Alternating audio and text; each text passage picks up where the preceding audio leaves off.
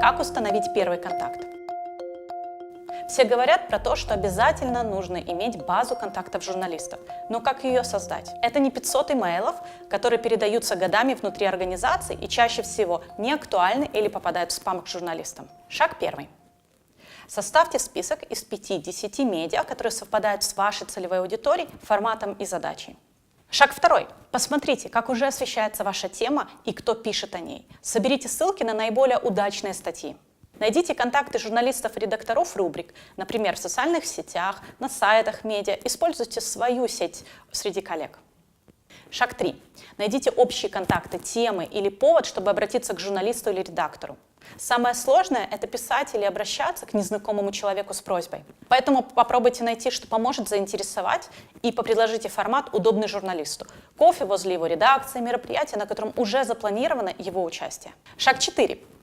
Продумайте сам питч для журналиста. Начните с фактов, почему эта тема общественно важна. Приведите примеры конкретных людей или историй, мировые тенденции. Шаг 5. Имея хороший контакт с журналистом, максимально разузнайте внутреннюю кухню медиа. Когда и куда и в каком формате лучше всего высылать вашу информацию, кто принимает решения в редакции, какие темы и как подавать, чего избегать. В свою очередь, постарайтесь быть полезным и оставаться в контакте с журналистом не только когда у вас есть новость. Несколько универсальных советов. Не пишите на выходных или ночью, если не уверены, что журналисту это комфортно. Узнайте про удобный канал коммуникации с журналистом. Если вы продвигаете тему одновременно в нескольких изданиях, подумайте над акцентами и предложите каждому из них что-то уникальное. Будьте честными. Если в процессе окажется, что материал продвигает политические или коммерческие интересы, контакты и репутация будут потеряны навсегда. Также предоставляйте источники своих данных. Ваши сообщения. Ваше сообщение – это ключевой элемент любой коммуникации. И именно то, что вы хотите донести, будет иметь значение. Особенно в случае с медиа вам нужно иметь очень четкое сообщение. Например, если вы даете комментарий для телеканала, у вас будет меньше минуты сказать самое важное. И даже материал в печатных и онлайн-изданиях удержит внимание читателя не более нескольких минут.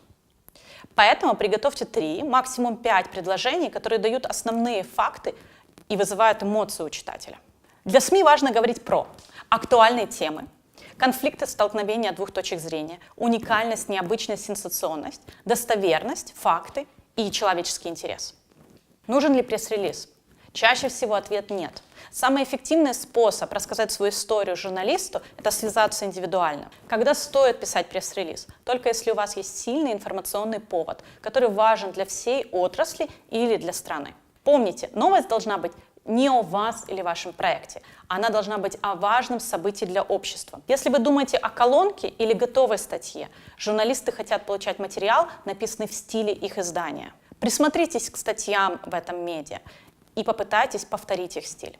Давайте материала больше, чем надо, но не слишком много. Журналисту важно чувствовать пространство и возможность в нем развернуться, что-то выбросить, что-то добавить. Идите на компромиссы. Каким бы хорошим ни был ваш материал, редактор оставляет за собой право его менять.